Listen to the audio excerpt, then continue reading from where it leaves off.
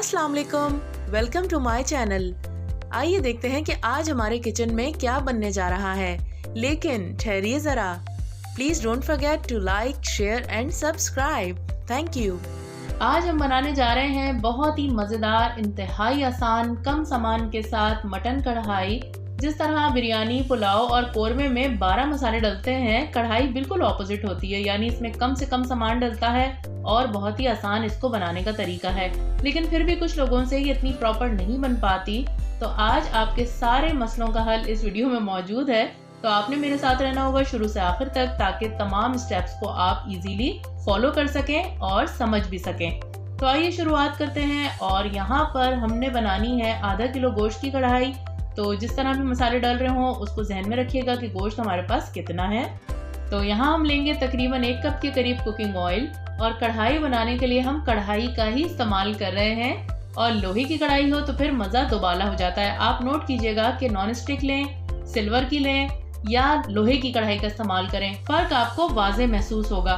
तो ऑयल को गर्म करने के बाद इसमें आपने ऐड कर देना है तकरीबन 2 खाने के चम्मच लहसुन अदरक का पेस्ट, और उसके बाद हम इसमें ऐड कर देंगे 1 खाने का चम्मच साबुत धनिया। इसको हल्का सा कूट लिया है। हल्का सा कूट के डालने से क्या होगा कि ऑयल में खुशबू ज़रा अच्छी आ जाएगी।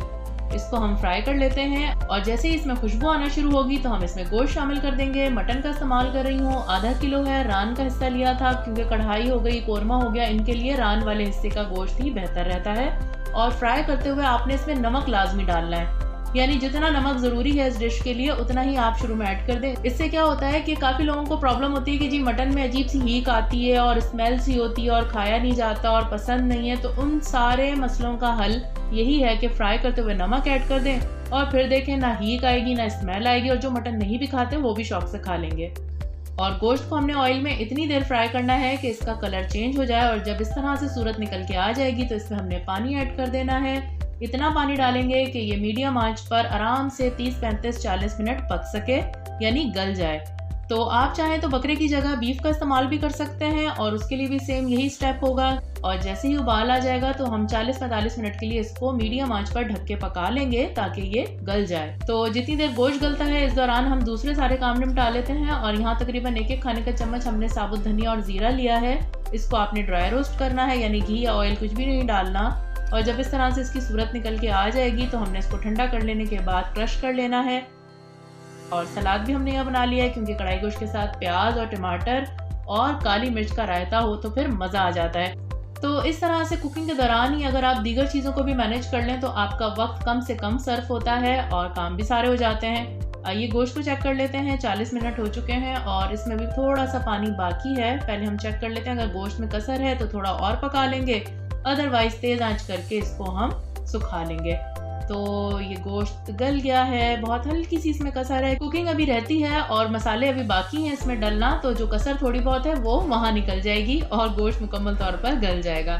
अब आपने क्या करना है कि आधा किलो गोश्त के लिए आधा किलो ही टमाटर लेने हैं, क्योंकि कढ़ाई में सारा काम ही टमाटरों का होता है। तो जितना गोश्त होगा उतने ही इसमें टमाटर डलेंगे। बिल्कुल बारीक बारीक काट लीजिए ताकि गलने में सहूलत रहे। और उसके बाद इसमें 4 से 5 हरी मिर्चें डाल दीजिए, और उसके साथ ही हम इसमें ऐड कर देंगे 1 खाने का चम्मच कुटी हुई लाल मिर्च। आप चाहें तो पिसी हुई लाल मिर्च का इस्तेमाल कर लें, मगर वो बहुत ज़्यादा सुर्ख हो जाती है कढ़ाई, तो इसलिए कुटी मिर्च बेहतर रहती है।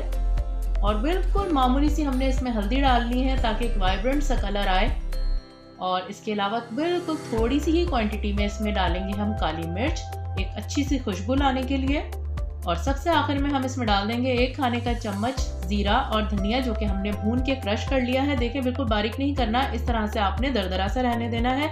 बारीक कर देंगे तो उसका फिर बिल्कुल अलग फ्लेवर आता है और रंगत भी अलग होती है। इस तरह से साबुत साबुत रखेंगे तो उसका डिफरेंट टेस्ट होता है। तो बस बात वही है कि चीज़ें सारी वही होती हैं, मसाले सेम ही होते हैं, बस पकाने का तरीका और स्टेप्स होते हैं जो रेसिपीज़ को डिफरेंट कर देते हैं, अदरवाइज मसाले तो सेम ही हैं।